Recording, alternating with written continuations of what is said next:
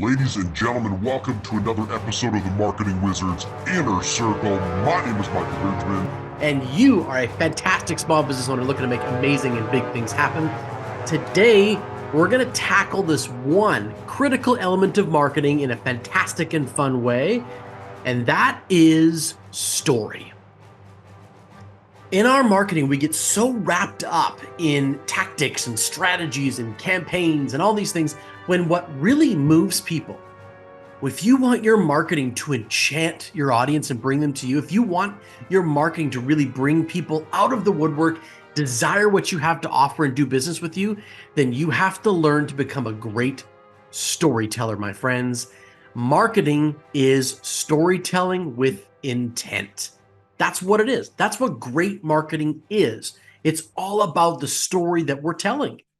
And ultimately, the main character in our client's journey is themselves. They are the hero. Now, you probably have heard this before.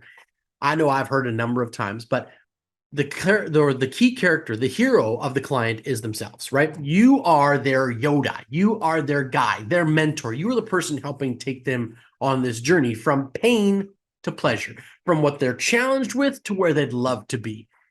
And there's 5 key storylines in marketing that can really help you get an incredible result. So if today you want some incredible results in your marketing, follow these 5 key storylines in what you do, and you will see a dramatic shift upwards. Now, today, we're going to do something really fun. We are going to actually compare these 5 storylines with Star Wars, one of my favorite old school trilogies. Now, these are not the new Star Wars. These are not those. These aren't episodes 1, 2, 3 or episodes 6, 7, 8. We're talking about the real Star Wars. Episodes 4, 5, and 6. If you're of my vintage, then you know what I'm talking about. We're talking about the 80s Star Wars here, my friends. The 80s Star Wars, the real ones. All right. And so what we're going to do is we're going to talk about the 5 key storylines, and we're going to use Star Wars as our template. Are you ready to go? Okay. So, number 1, the first story arc that we want to cover is the quest. Now, what is a quest? Well, a quest is a character wanting to go from where they are to where they'd love to be. They're struggling with something, they want to get something else accomplished. They're stuck someplace, they want to get out of there. It's a quest. It's a journey to get somewhere. The important parts of the quest or what define it are what changes after the quest. So if we're telling a quest story, we have to tell them what is happening after the quest, right?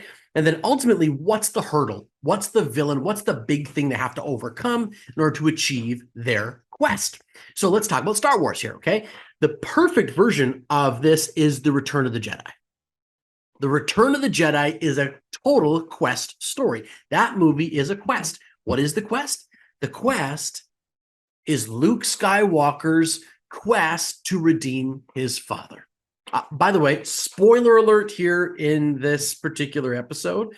If you have not yet watched the trilogy, episodes 4, 5, and 6 from Star Wars, then you are about to get some spoilers, my friends. You're about to get some spoilers. Just warning, okay? So that is a quest. That is Luke going, I want to redeem my dad. That's the point, a huge point of this. Now he faces villains along the way. He's got to deal with the Emperor. Emperor? Is that what he's called? I think it's the Emperor, isn't it? What is he? Anyway, it doesn't matter. Yeah, the Emperor. So he's got to deal with him. He's got to defeat him. But the fact of the matter is that the Return of the Jedi is really a deep-rooted quest for Skywalker to redeem the Skywalker name. That's what it's all about. And that's his journey. He goes from wanting to accomplish that at the beginning of the movie, freeing up Han Solo, freeing Leia, getting his group back together, and then they go and finish that part of the story by redeeming Darth Vader at the end. And his dad winds up going, oh my gosh, my love for my son is greater than the hold that the Emperor has over top of me. And I can redeem myself in his eyes, right? So that is the story. So Luke is on a quest for the Return of the Jedi. So I hope that makes sense. So when you're building out your marketing, you should go, okay, what story do I want to tell here, right? What story do I want to reveal in this particular ad or this particular piece of content? What's the narrative here? Okay. So the second key story arc for your marketing is a voyage and return story. So now a voyage and return story has to have the main character, has to have the hero leave. They've got to leave their community. They've got to leave their tribe. They've got to go somewhere else. They've got to journey to someplace else and then meet a mentor, meet a guide, meet somebody, be a part of a new community that shows them a different way of living, shows them a different way of how life can be, and they learn new skills. They gain more knowledge. They have new abilities. Then they return back to their community, a changed individual, and normally they make their community better. Like they improve what's going on in their life because they've gone on this voyage, they've journeyed, and then they've returned. So which Star Wars episode represents this? So to me, Empire Strikes Back is a total voyage and return journey of Luke. Right at the beginning, they're on the Dagobah, or they're on that ice planet, and they're dealing with the attack from the Empire. And then, of course, there's all the gunfire, and there's those cool, what are those? Remember those two-legged, like lizardy ice creature things? They're like, guess what I'm talking about. Anyway, remember, and he's got to split the gut open of that one, and all the juicy, gunky stuff. Anyway, I'm totally getting off track. Okay, totally off track. My point is that's a total voyage and return story. Luke, he gets visited by the ghost of Obi-Wan Kenobi, and Obi-Wan says, you got to go to the Dagobah system. That's the name of it, the Dagobah system. Go to the Dagobah system. And you got to go and meet a Jedi master there and learn and become something new. So Luke leaves. He goes to the Dagobah system. He meets Yoda. This is where we get the guide. Yoda shows up, and Yoda teaches him all about the Force. He reveals that his dad is Darth Vader, and blah, blah, blah, blah, blah, blah, blah, blah, blah, and on we go. And then eventually, Luke has to return, right, back to his community, back to his tribe to save them. And and then the end of that particular story. So the whole idea here is that Luke's got to go away, become something else. He's got to learn to become the Jedi he was destined to be by training with Yoda. And then he returns to his community, a changed person, a changed individual. And now he can take on the forces of evil at the end of Return, or at the Empire Strikes Back, right? So that's the whole point of a voyage and return story, is that the character must leave. So if you're doing this in your marketing, it's like, if you want to market something where the client's gotta come to your spa, for example, right? They've got to go to your salon or your spa, and they're going to be in this beautiful, serene environment where, you know, they're going to be finally at peace, and the stress of their day is going to erode away, and then come back. Right now, they can come back and pick up their kids after school, and they're a totally refreshed person, right? They feel much better, and they're just a brand new individual. That is a voyage and return story that you can use in your marketing, right? For how a woman might, or a man might go and enjoy the spa and then come home and deal with their kids afterwards because they had a really stressful week. Okay, so that's a voyage and return story. Okay, story number 3. All right, story number 3 is a rebirth story. Now, this one is a little bit trickier to find in the Star Wars series, but I'll get to that in a second. A rebirth story requires that a character, they kind of see the world in a specific way. Like they see it in a way that is difficult or challenging, and the audience knows that there's a better way. That's a real key in a rebirth story, is that the audience, the witnesses of this story, know there's a better version. There's a better way of doing this, but that character that they're following is stuck. So the rebirth then is that there's a moment. There's a catalytic moment, a catalyst, a trigger that happens in that character's life, and then suddenly, poof, the world is different. They see things completely differently. They can now see that there's more to life. There's, a perfect rebirth story. I had no idea what life was going to be like after I had my son, before I had my son.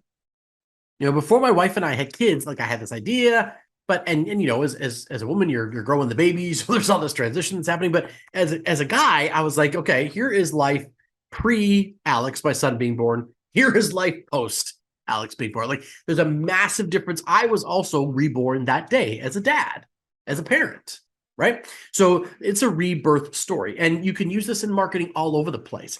But how did it get used in Star Wars? Well, I was thinking about this, and really the biggest rebirth story for me happens at the end of Return of the Jedi, when Luke redeems his father, when Darth Vader is reborn in that moment, right? When Luke is being fried by the Emperor with all the lightning, he's like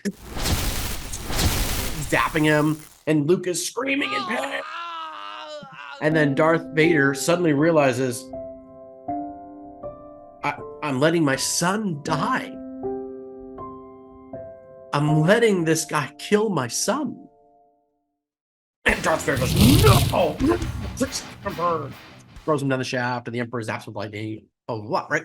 He has this rebirth moment where he realizes, I don't want this to happen. It's not what I want.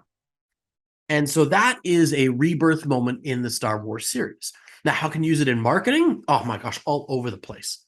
All over the place. You know, it can be, I'm having this really, really crappy day, and suddenly I get my coffee, and it's like, oh, now my day is so much better. Wow, I have been reborn. Like, they can be that simple, my friends. Great marketing is that simple. In the pet industry, right? My brick and mortar business is in the pet industry. And as you can see by all the dog stuff here, but in the pet industry, like, we use grooming reborn or reborn stories in the grooming world all the time. Here's this shaggy looking creature that comes in and zip, zip, zip, zip, zip, zip, zip, click, click, click, click, 90 minutes later, oh, right? This gorgeous looking creature prances out of the grooming room. We do it all the time. It's a rebirth story. Use it in your marketing. Use it in your marketing. Okay. So, fourth story that we want to use, number 4, is a conquering the monster story. Okay. Along with Quest, these are the most easily recognizable stories. Okay. So, what is a conquering the monster story? So, first of all, you have to have a big, nasty monster. Okay, first things first, you got to have a big, nasty enemy, big, nasty villain, big, nasty monster in the story. And this thing's got to be gross, terrible, devastating, evil, dangerous, predatory, and really difficult to kill, right? This thing's got to be almost impossible to defeat, whatever this thing is, right? But the monster also has to have an Achilles heel. It has to have a secret way of being defeated, a way in which an average mortal can rise up and slay this creature. Okay, that's a key too. Like, there's got to be a secret weapon. There's got to be a magical way. There's got to be a weak spot on this creature that eventually allows the hero to win. And you have to reveal how this monster is nearly impossible to defeat. And then ultimately, right, in a great marketing story, the hero, which aka your client, has to win. So then you basically reveal, okay, here is how this wins. Here's how this hero wins by you know by getting the Achilles heel of the monster, by having the magic arrow that strikes the dragon right in the perfect spot in its throat, like they do in Lord of the Rings or whatever it is. Okay. Now, conquering the monster in Star Wars. So as an example, A New Hope, the very first of that series. So episode number 4, A New Hope, is really, to me, it's all about a conquering the monster story, and that the monster is the Death Star itself. It's this ominous space station that's so powerful it can destroy an entire planet. In fact, they do destroy an entire planet.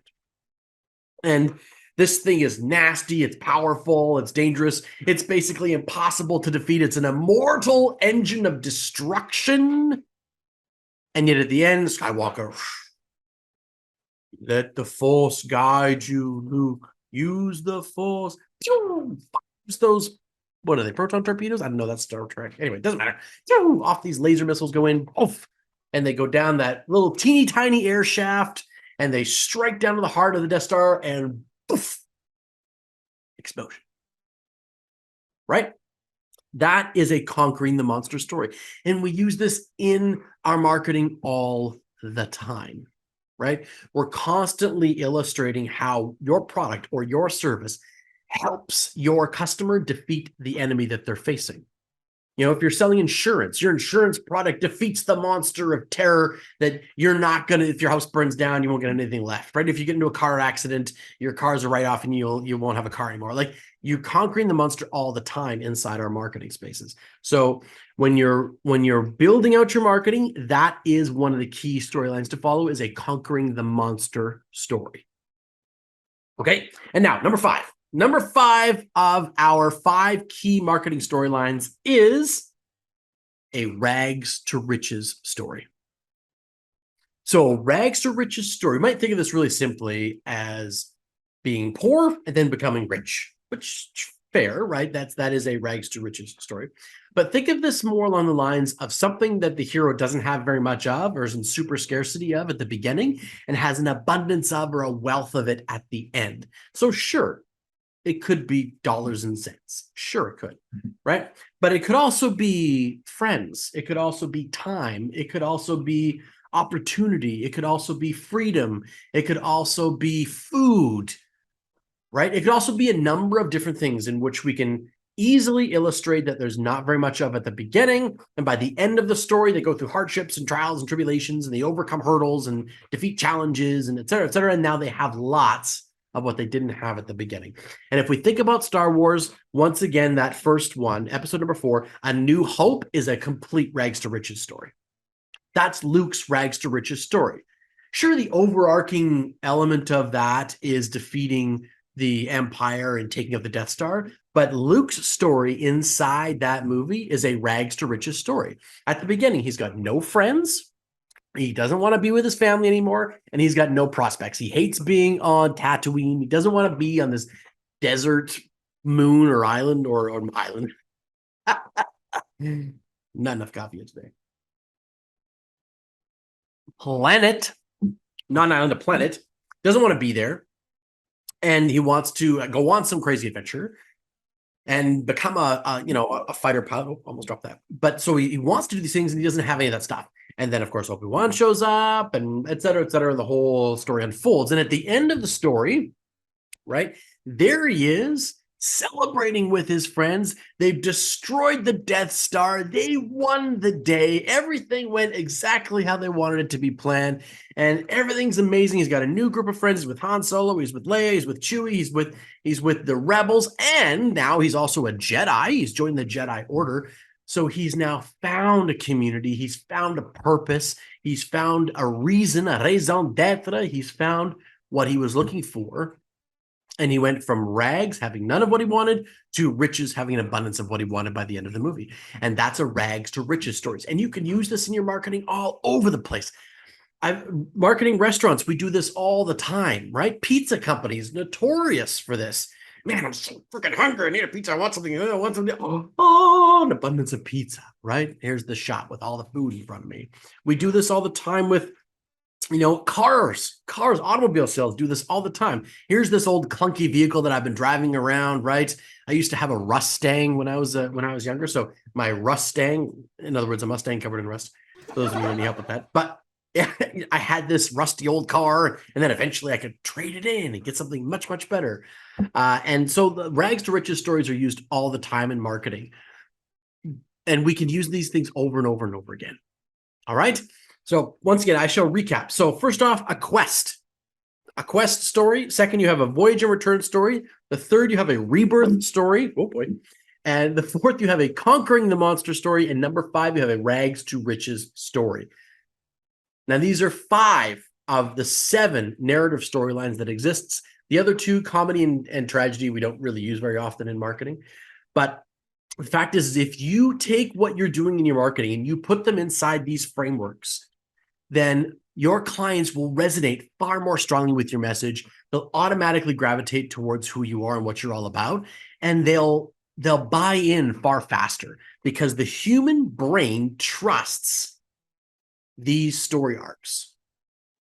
The human brain trusts them, and part of the big job of your marketing is to build trust so that a client says, yeah, I'm interested in taking the next step with you, with your company. So I hope you can put these to great use. If you found great value in this, please give it a like, give it a share, and subscribe to the channel. That would be great. Why don't you hit the like and subscribe button? That would be great. Really helps the algorithm in YouTube. If you loved these, then leave a comment down below. Or if you think this is totally wrong, if you believe that these stories are actually totally different, if I got them wrong in Star Wars, leave a comment in the section down below and tell me which one you think applies most. All right. Thanks so much for watching, you guys. Hope you got great value out of today. And until next time, may the Force be with you.